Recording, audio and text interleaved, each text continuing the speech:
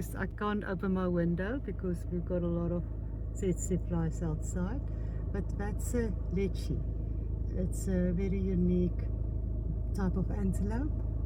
Where is it now?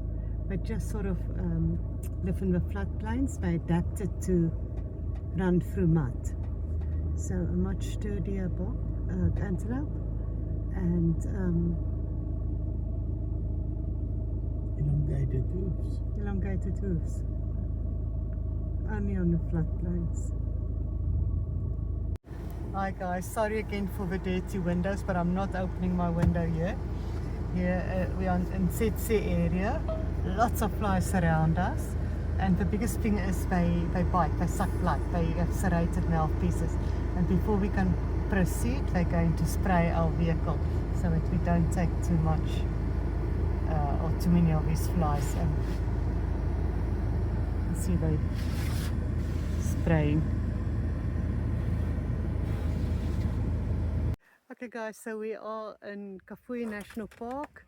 We are at Malala Camp, run by African Parks, and of course immediately your standard just shoots up. So Renier is of course again busy on the rooftop. How many times have you been up there? Only second time today. Yep. And you can see it's getting easier. Beautiful camp. We got a big fire pit sort of going here.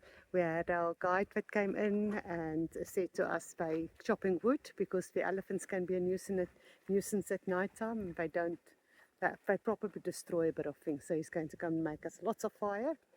We've got a proper ablution tonight, and they're trying to establish a bit of grass here. Oh, I can't see if you can really see, but they say they're only watering the roots currently because the puku is a type of antelope, come and eat it up.